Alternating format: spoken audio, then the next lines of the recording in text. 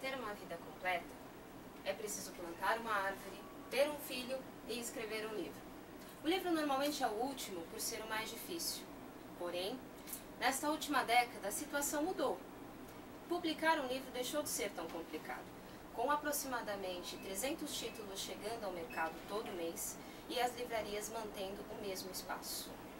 No entanto, se tornar um escritor profissional ainda é para poucos.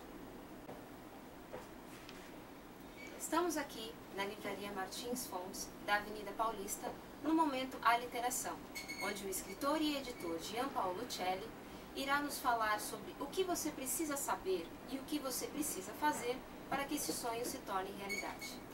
Antes de pensar no livro, é importante alguns aspectos.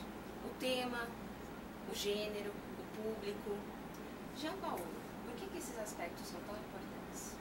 Veja bem, as pessoas normalmente confundem isso, né? Então o autor quer escrever uma cena que tem sexo para um livro de infanto-juvenil. Isso não funciona. Assim, se você procurar Harry Potter, Percy Jackson, esses livros mais voltados para o público juvenil, veja bem, adulto lê isso, mas não é o objetivo do livro.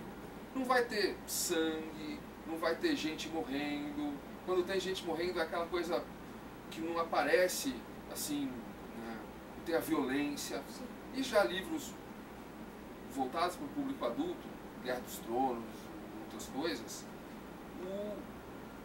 tem mais violência, tem mais sexo, a coisa assim é mais crua, é mais real, né? Então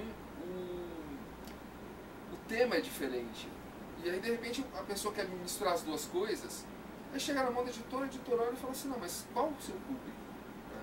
Com quem você quer falar? Não adianta você querer falar com todo mundo.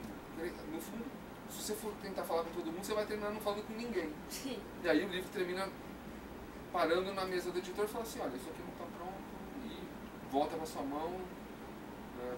Que é um outro ponto que o pessoal não sabe. Que acontece o quê? O editor, a função do editor não é guiar o autor. A função do editor é publicar o livro. Então, quando chega o livro de volta para o pessoal, fala assim, olha, nós não aceitamos. Não vai dizer por que eles não aceitaram. Então, aí o autor fica naquela assim, não, o que eu fiz de errado? Não, você não respeitou o limite do seu público, né? Certo. Aí, é importante ter um foco. Então, exatamente. Você tem que ter um foco de repente, idade, de repente, até classe social, por exemplo. Uma pessoa de uma classe A vai querer ler sobre uma história que acontece lá fora. Uma história, um livro focado mais na classe B, na classe C, vai acontecer no Brasil.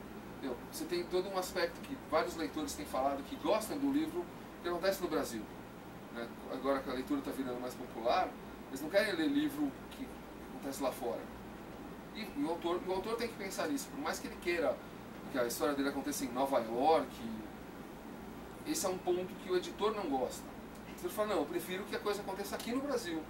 Né? E corta exatamente por isso. E como como criar um personagem cativante? Veja, eu costumo dizer, até quando eu fiz curso, dei palestra, que é o seguinte, quando você pensa no personagem, você pensa, como ele veste, como ele é, o olho azul, o olho é castanho. Você tem que pensar, não, você tem que pensar de onde ele veio, por que ele está ali, né? Qual é o passado do personagem, como o personagem age, assim.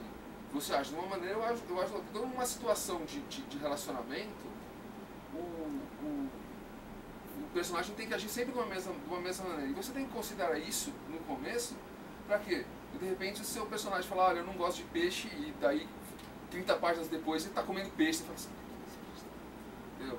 E já aconteceu isso, ou como até com o próprio George Martin, o personagem morrer e aparecer depois. Peraí, mas se a pessoa já não tinha morrido, ele tem tanto personagem, de repente ele esqueceu de fazer uma listinha, e o personagem apareceu outra vez, esse personagem morreu, não tenho certeza. Então, é criar uma personalidade à parte. Exato, né? Assim, eu costumo dizer que toda trama tem uma estrutura, né? Que vai falar de um assunto. O seu personagem tem que saber, você tem que saber desde o começo o que o seu personagem acha daquele assunto. Então assim, por exemplo, você vai falar, eu vou falar de política. Olha, eu não gosto de política. Então esse personagem vai seguir não gostando de política, começo até o fim do livro. Ou ele vai parar no meio do caminho e começar a mudar o conceito dele para no final mudar. Então não é aquela coisa assim, olha, eu não discuto política. Aí de repente no meio do caminho ele está discutindo política e você não vê essa mudança. Né? Aí o leitor vai olhar e fala, mas peraí, o que aconteceu? Sim, fica vago, né? E um outro ponto que eu coloco, que é muito importante, que alguns autores não veem, é o seguinte: um bom personagem chama o leitor não só para aquele livro, para outros livros daquele personagem. Então de repente você fala assim, eu gosto do Batman, então eu vou ler todas as histórias do Batman. Eu não gosto, sei lá, Flash, eu não vou ver todas as histórias. Então, de repente, por exemplo, Harry Potter. Você criou o personagem, todas as histórias do Harry Potter, a pessoa vai querer ler. Né?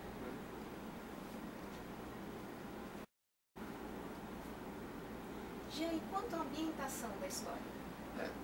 Veja bem, esse é um ponto que eu comento, que os escritores de ficção científica são muito mais criativos do que os de fantasia. Né? Então, o escritor de fantasia sempre vai naquela de Europa medieval, quando ele poderia abrir o leque dele, pegar outras culturas como a japonesa, como outras culturas orientais, né, mongol, ou outros povos como incas, maias, e agrupar e criar uma coisa completamente nova.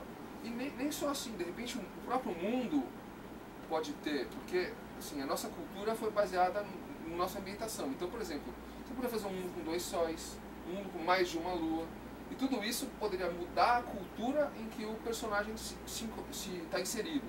E isso tudo cria o quê? Cria uma novidade para o leitor. Né? De repente o leitor ele se sente mais pisando em território novo do que mais do mesmo, né? Elfos, anões... Repetição. Exato, né? Assim, o quanto mais você pode criar em cima daquilo, de elfos, anões, sem que fique aquela coisa de, poxa, tá tudo igual, né? Eu já vi isso é cópia daquilo, aquilo é cópia do outro, sabe? Eu li 100 e poucos livros, todos a mesma coisa. A história pode ser diferente, mas a ambientação sendo a mesma, fica aquela coisa de mais do mesmo, né? Você fala, eu vou ler de novo isso aqui, né? Acaba se tornando cansativo. Exatamente. Então, às vezes eu até falo assim, cria uma raça nova, cria alguma coisa que ninguém nunca viu, ou usa uma coisa que ninguém nunca viu. Então eu falo assim, eu vou usar uma raça, sei lá, de sátiros. Então os sátiros não são meus elfos, né? Então, pronto, então o sátiro. Nossa, que legal, eu nunca vi uma história com um sátiro andando. Tem até. Aquele amigo do Percy Jackson, que é um sátiro. Ah, certo. Sim, mas de repente assim, né, você tem uma coisa que é nova, uma coisa que não é, elfos, anões. Eu costumo dizer que, inclusive, que o autor nacional, lá fora um pouco também, ele copia muito, né? Então ele leu o Tolkien, o Tolkien é original. O Tolkien não é original. O Tolkien pegou da mitologia, das mitologias antigas. E o que acontece? Então, todos os anões são iguais ao anão do Tolkien. O anão do Tolkien. Todos os elfos são iguais ao elfo do Tolkien. Você fala assim, para, né? Cria alguma coisa nova, assim. Seja original. Né? Então, inclusive, quando eu comentei de ficção científica, eu já vi histórias de ficção científica com elfos diferentes. Esse aqui é um elfo. Aí você já imagina aquele elfo baixinho, né? É o mesmo estereótipo. Exatamente. De repente é um elfo de 2 metros de altura, né? Parecendo um armário. Eu falei, olha só que interessante. De repente é um elfo grande que você nunca tinha visto antes em uma história. Né? Então, cria em cima do mundo. Por exemplo, tem um autor que o mundo dele é um disco. Né? Não é só um disco em cima, parecendo a mitologia indiana. É um disco em cima de uma tartaruga, em cima dos elefantes. Então, assim, mas é o mundo dele? Fala, é o mundo dele. Poxa, que legal, né? A coisa não é simples, igualzinho, assim. Então, faz alguma coisa diferente, né? Cria alguma coisa que o leitor... Acho que, assim, o leitor, ele vai em cima tanto da identificação, que o pessoal não usa. Por exemplo, eles simplificam muito a Idade Média. Então, você não tem aqueles aspectos que você vai ver nas aulas de história. E, de repente, se ele usasse, ia ser interessante. Sim. Então, senhores e vassalos, que de repente o leitor estaria lendo e fala, nossa, olha, eu vi isso aqui na aula de história. E ele termina não usando, ele simplifica demais e usa sempre a mesma coisa. Então, para o leitor fica aquela coisa de, mais ou menos. E quanto à estruturação da história? Veja, estruturação de história, eu costumo dizer que, apesar de você ter liberdade de criação, a estruturação é essencial. Por quê? Porque você tem que criar a história para interessar o leitor, né? Então, por exemplo, num aspecto, eu costumo dizer que existe um aspecto macro e um aspecto micro. O aspecto macro da história é a famosa jornada do herói, né? O herói tem que sair da casinha dele, tem que sair da realidade dele, ser jogado na aventura, e aí crescer com isso até voltar uma pessoa nova para a realidade dele. Então, isso já foi, todos os mitos são assim, né? O próprio Joseph Campbell já estudou isso assim, dentro de todas as mitologias do mundo. Então é uma coisa que cria ligação com a pessoa, porque isso é uma coisa que as pessoas vão vivenciar, então elas querem isso. E a estruturação no nível micro é você criar o capítulo para chamar a atenção do leitor. Então você tá tendo uma sequência de ação, você para ali no ponto crítico e muda um outro capítulo. Você fala assim, poxa, por que fazer isso? Porque o leitor vai ficar curioso. Nossa, agora vai acontecer a coisa, cortou. Eu vou ler o próximo capítulo para chegar no que está acontecendo. E aí você vai chamando a atenção do leitor no próximo capítulo para acontecer a mesma coisa com ele. E fala, nossa, agora está acontecendo uma coisa mais legal. E aí, assim, como você faz isso? Você faz isso criando focos de história. Então, de repente, você fala assim, eu tenho um grupo. Se o grupo se dividiu, por exemplo, eu posso contar uma história de uma parte do grupo até chegar num ponto crítico e pular para o próximo, né? Ou eu posso contar a história, como eu costumo chamar de jogo xadrez. Eu vou num ponto crítico até depois vai o vilão, depois vai o mocinho, depois vai o vilão. Então, você vai sempre jogando que assim, o vilão fez isso. Oh, e agora? O que vai acontecer com o mocinho? Aí o mocinho fez isso. Aí agora, como é que vai acontecer com o vilão? Então, você vai jogando de modo que o leitor sempre fique interessado. Ou, de repente, passado e presente. Você joga um personagem, ele começa, nossa, mas quem é esse cara? Aí você conta um pouquinho da história dele. Aí você corta, fala, nossa, que legal a história dele. Aí você corta para ação. Ah, que legal a ação. Então, de modo que no final da história, você entenda de onde o personagem veio e como ele chegou no começo da história e a história chega no final no mesmo tempo. Então, você tem dois arcos acontecendo ao mesmo tempo, de modo que o leitor fique interessado sempre, né, em cada capítulo da história. Ele se entrega para a história. Exato, exato. Não é aquela coisa assim... É o que eu falo, quando você vai contar uma história simples, né, simplesmente, meu dia foi assim, assim, assim, assado, é uma coisa, quando você vai ler o livro, quando você vai procurar um livro, você quer ser, assim, ficar com curiosidade do que está acontecendo. Quer mais emoção. Exato, né? Não é aquela coisa simples de, é isso, começo, meio e fim, né? É uma coisa... É mais complicada do que isso. É isso que a galera não entende. O pessoal pensa de, eu sei escrever, eu posso escrever profissionalmente. Você fala assim, não. Na verdade, relativo. Eu costumo fazer uma brincadeira que é o seguinte, assim, eu sei escrever. Qualquer pessoa sabe escrever, acho que desde a quinta, quarta série. Sim. Nem por isso você sabe escrever profissionalmente. Da mesma maneira que uma pessoa que sabe dirigir, também não sabe dirigir profissionalmente. Tu vai chegar para uma pessoa e falar assim, olha, eu tenho carteira de motorista, eu vou numa equipe de Fórmula 1, falar, olha, eu tenho carteira de motorista, eu posso pilotar um Fórmula 1? Não. Do mesmo jeito que uma pessoa que sabe escrever simplesmente, não sabe escrever um livro. Sim. Então, assim, são esses detalhezinhos de estruturação, de repente, de corte de cena, né? Exatamente aquela coisa que vem do cinema, né? Você fala assim, nossa, e agora? Corta, e aí você vai mostrar alguma coisa, quando o personagem está, você fala, nossa, e aí? Aí, quando a coisa... Aí você chega na próxima, e assim vai, né? Então, assim, você termina ligando. A história é legal, uma boa ambientação, um personagem interessante que o leitor se identifique. E uma coisa que deixa o leitor curioso para virar cada página, você tem todo o conjunto. A essência de um bom livro, né? A essência diferente, de repente, Nossa, já aconteceu comigo de pegar livro com um personagem chato, que o mundo era legal, a história era interessante, mas o personagem era tão xoxo, assim, eu não senti identificação com ninguém. Então fica aquela coisa de assim, vou lendo história, porque eu vou lendo história, porque eu tenho que ler história, mas... Né? Você lê 3 páginas, você já está entediado. Você fala assim... E não é isso. O legal é quando você...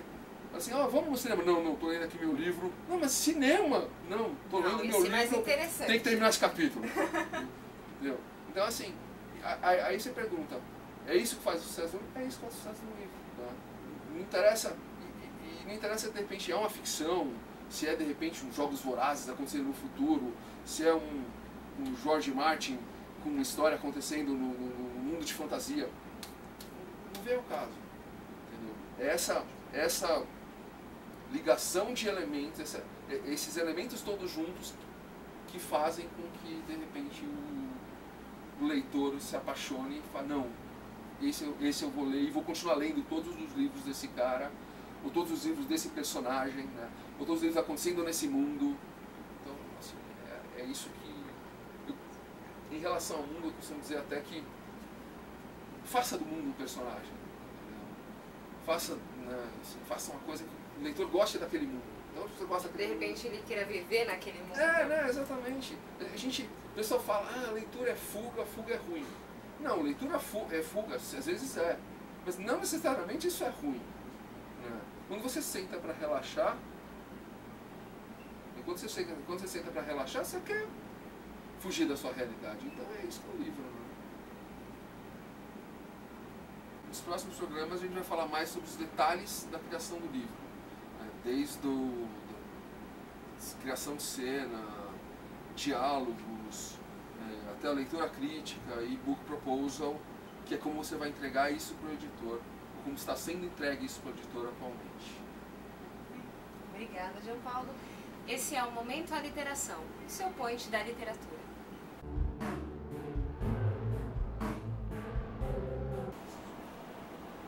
Estamos com o livreiro Roberto, do Espaço Zine, da livraria Martins Fontes Paulista. Roberto, que tipo de livro você costuma indicar? Olha, em geral eu sigo o gosto do cliente, né?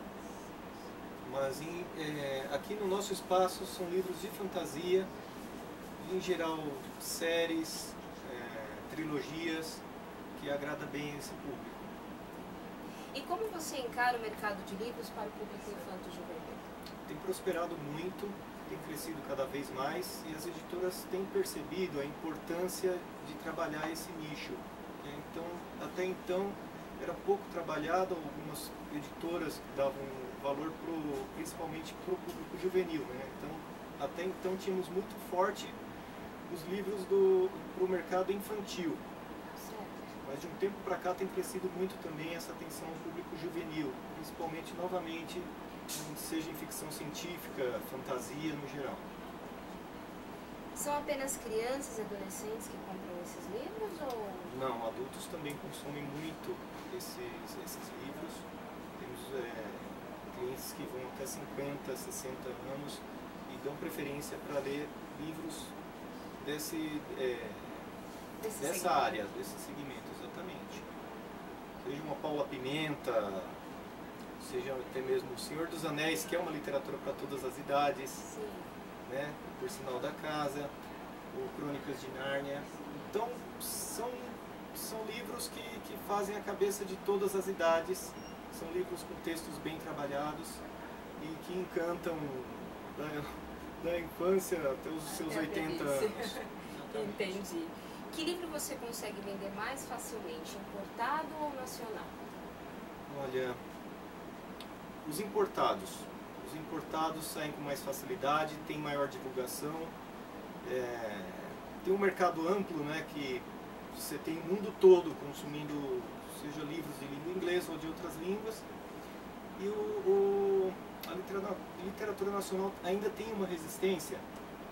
Inclusive eu estive num momento do livro, que é quando nós conhecemos alguns autores, né, e tinha um autor nacional de literatura fantástica, e chegou, apresentou um pseudônimo no livro, Eu perguntei, né, por que razão esse pseudônimo, não o seu nome? Ele disse por conta da resistência que o público tem ao autor nacional de literatura de fantasia. Então existe muita resistência ainda. É claro que tem alguns autores que conseguiram quebrar isso, né? No caso, P.J. Pereira, Eduardo Spohr, são autores que são consagrados pelo público em geral, né? André Bianco também, Rafael Dracon, Cristiane Munhoz, são autores que têm feito a cabeça da moçada e então estão quebrando um pouco isso, né? Essa resistência. É claro, também no Infanto Juvenil nós temos a Paula Pimenta, Thalita Rebouças, são meninas que estão vindo com toda a força, né? Atingindo um grande público. Quebrando barreiras. Com certeza, sem sombra de dúvida. Entendi. E a que você atribui o sucesso dos autores internacionais? Olha, principalmente uma boa divulgação e um mercado muito maior do que o nosso, né? Porque você tem de repente um autor na Inglaterra que vai ter os seus detratores também. Inclusive a J.K. Rowling foi muito criticada na época do lançamento do Harry Potter pela crítica especializada, mas atingiu todas as idades também em diversos países, né? Então é um mercado muito maior, muito mais amplo. Então isso já cria um eco antes da chegada do livro no Brasil, já cria um eco, já cria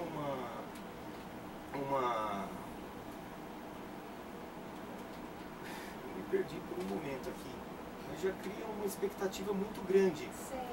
E agora com essa mídia toda, você tem o Facebook, você tem os blogs,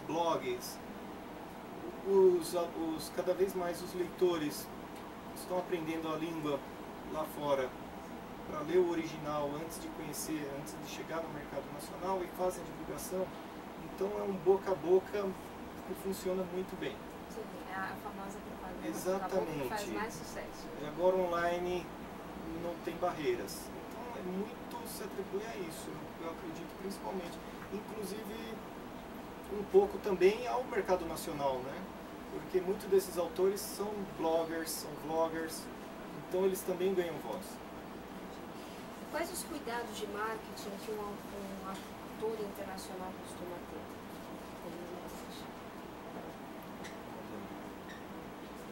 É muito grande, né? Que a editora no Brasil, para publicar um autor internacional, ele aposta muito nesse autor, né? Ele busca conhecer o sucesso lá fora para depois fazer a divulgação aqui dentro. É um gasto grande que exige um retorno também muito grande também, relativo, exatamente. E é difícil vender um item de autor nacional? Você percebe isso hoje? Dependendo do autor, sim. Fica sempre um pouco na mesma, né? Continua a procura pelos mesmos autores, que justamente os já citados, André Bianco, Rafael Dracon, Cristiane Munhoz, mas eles também estão dando uma abertura para que outros autores surjam, né? Entendi. E como vocês fazem para conhecer o interesse do público desse público? Nós nos atentamos aos livros que chegam, nós procuramos conhecer pelo menos uma resenha dos livros. Estamos também de olho sempre nas mídias sociais, para saber o que estamos vendendo no mercado. Entendi. O mercado nacional, ele tem como competir com o internacional pelas mesmas prateleiras na livraria? Você percebe isso ou não? Tem ganhado muita força e qualidade. Acho que autores medíocres pode ser que tenha, mas no caso não é muito diferente lá fora. O que muda mesmo é justamente a questão global, né? Entendi. Nós nunca vamos poder, por enquanto pelo menos, distribuir os nossos autores lá fora numa grande proporção, como eles fazem aqui, exatamente. Entendi. E o leitor nacional, você percebe então que há um preconceito quanto à literatura nacional? Existe uma resistência grande, mas não é de se culpar, porque até então o mercado buscando novos autores nacionais não fizeram um filtro. Então se publicou muita coisa ruim. E considerando que os próprios autores nacionais têm esse preconceito a ponto de inventar pseudônimos, então há de se convir que precisa quebrar daí, romper daí essas barreiras, né, que surgem. Entendi. E você costuma ler algumas das novidades que você recebe, nacionais, internacionais, com frequência? Leio bastante. Para ser sincero, gosto muito de história. Então, esse espaço, assim, esse estilo de literatura estou conhecendo agora mais profundamente. Então, literatura fantástica para mim se resumia ao Senhor dos Anéis. Entendi. Tá certo, Roberto. Obrigada. Obrigado.